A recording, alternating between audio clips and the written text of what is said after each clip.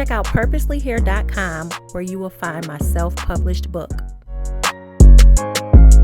Purposelyhere.com also has exclusive merchandise for men, women, and kids. Purposelyhere.com is also available on your mobile devices. Stay tuned and enjoy the video. What is up, YouTube? It is Demetria Beckham, and I am back with another video.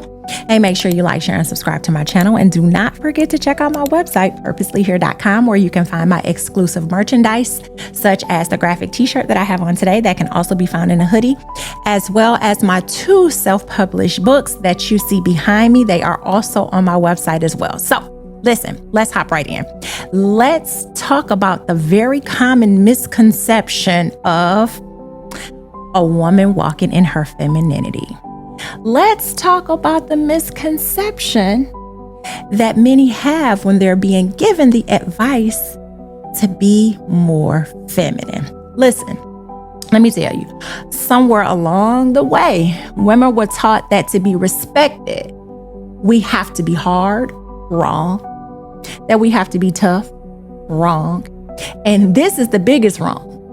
And we almost have to compete with men. But the truth is, real femininity is not weak.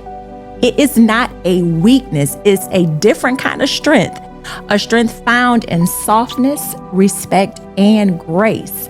And when you walk in that, you win in the long run. So ladies, never be afraid to walk in that soft, meek femininity, all right? So with that being said, it brings me to this point. Femininity is not weakness. Gentleness does not make you fragile. It shows you have control over who, what, yourself.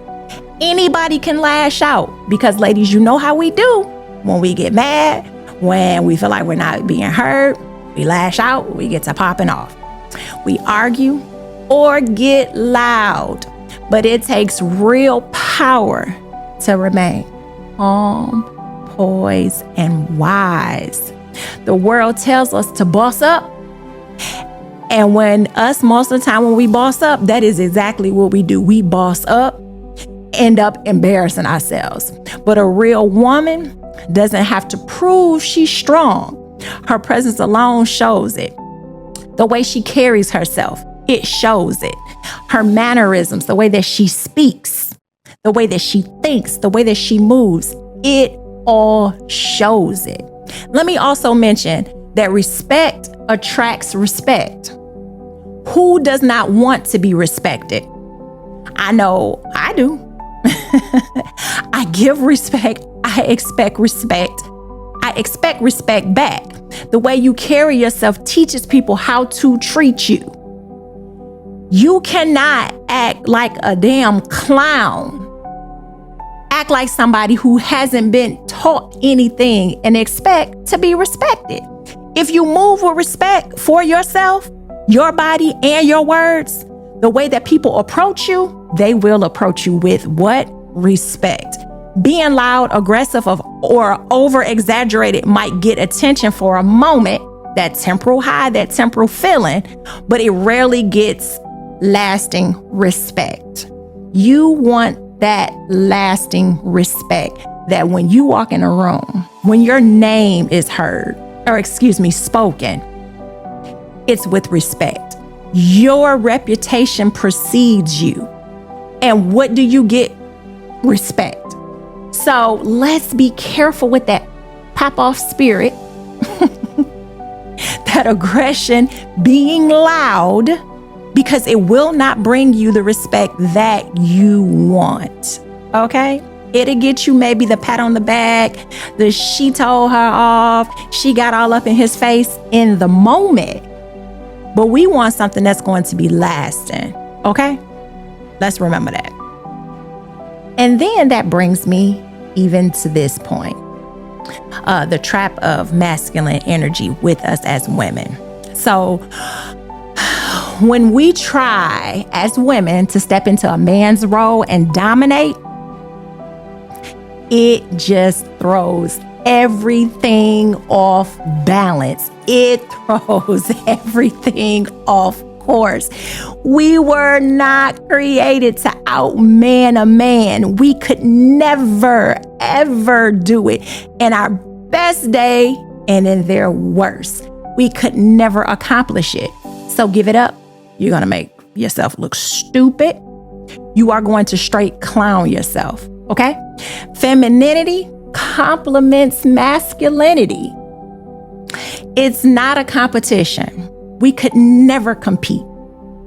It's a balance. His masculinity complements your femininity. Your femininity complements his masculinity. That balance together, a force to be reckoned with. Trust me. Papa Makala. I know. I get it. I understand how it works. Femininity definitely complements that masculinity and brings that balance, between the two of you all. You don't have to dim your light. I'm not saying dim your light, not at all. But you also don't have to harden yourself to survive either. Let's bring in the topic of modesty and the strength of modesty. All right. So femininity does not mean being a pushover. No, it doesn't. And I really think that's what a lot of women think. I think because they saw Big Mama not say anything, they saw their mother not say anything, be submissive, be quiet to the man, even when he was wrong. She didn't say anything. I think that make a lot of women think that now you've become a pushover. But it means moving with wisdom, modesty, and quiet confidence, okay? A woman's influence is powerful. She can build or break her household with her spirit and her words. So women, you must be careful the way that you move, the spirit that you're holding, the words that you're using. Choose your words wisely. Get your butt up and pray for a spirit that is loving, that is kind, that is embracing, that is quiet, that is soft, that is feminine. Strength and femininity shows up in patience, nurturing, and the ability to hold things together without force. It is something that flows so naturally, that gels things so naturally. Women, we need to recognize the power that we have when we are walking in our true femininity. And let's speak of the long-term impacts that it has, okay? Men are naturally drawn to feminine women who bring peace, not rivalry. A man loves a woman that when he comes into her presence, he just feels the embrace of her peace, her willingness to just want to be everything she can be for him, to bring him calm, a place of refuge and love, and just, oh my gosh, I should feel the goosebumps that I'm getting over here just speaking on the power of a woman that brings her man peace and not rivalry, not BS. Every time he turns around, he has to defend his word. Every time he turns around, he has to put you in your place because you don't know how to shut the hell up. Every time he turns around, he has to chastise you like one of the children. There is nothing, there is close to nothing so good for a man than a woman that can bring him peace. And not to mention, children in the home, they also benefit when they see femininity lived out in that home. I've said it before. They learn from you, Mom. They learn from you, Mama. You are the first example that they see. It's you. You are more hands-on, or at least you should be, because Daddy is out working. Daddy is out hustling and grinding and trying to get the home built up and, moving in his purpose, or whatever productive it is that he's doing. So you have to be careful. Daughters learn dignity and self-respect from you, and sons learn how to honor and value women from you, mama. Yes, they learn a lot from their fathers too, the boys, how to treat them, so on and so forth. But it's a lot that they learn from you and the values that you bring and the values that you hold as their mothers. And when women embrace their true femininity, when we embrace it, it strengthens the family. It strengthens the community and society as a whole. Our feminine nature is more powerful than you would ever imagine. It does more help than harm when we walk in our feminine ways versus trying to step in shoes that we'll never be able to fill. Trying to operate in a lane that we were never meant to drive in. That's just like my heart saying, okay, I'm going to go ahead and I'm going to be the foot today. I'm going to walk. It'll never work. It's like my kidney saying, all right, I'm going to breathe for you today. It'll never work. But when they stay in their lane, everybody, all these organs, as they were created to do, what a mighty, mighty body that would be operated. Keep that in mind. And to bring all this understanding to a close, I'm going to tell you, femininity is not about weakness. It is not about giving up your own mind or giving up your own thinking, because you do still have those things, but you're still also going to think accordingly and move accordingly as well. It's about remembering who we were created to be.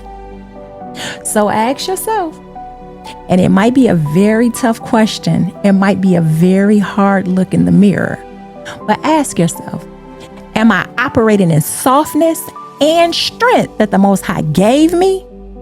Or am I hardening myself just to survive? The world needs more women who walk boldly in their femininity, because that's where our true power and influences are, in that bold femininity. Don't let anybody make you think you are weak or less than for choosing the feminine nature that the Most High has embedded within your DNA. We talk about men when they won't step up and be real men, and when they won't take care of the household, when they won't work and pay the bills and the da-da-da-da-da.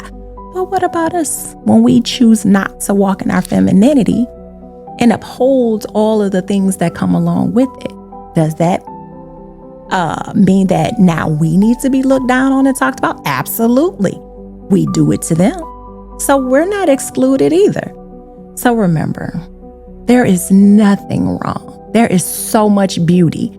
There is so much respect in a woman that can truly walk in her femininity, who knows who she is, who's confident in who she is, and is not afraid to walk in those things. All right, you all, be safe. Thank you all for joining me. And again, do not forget to like, share, and subscribe to my channel. Check out my website, purposelyhere.com, again, where you can find both my self-published books. And until next time, love you all and peace.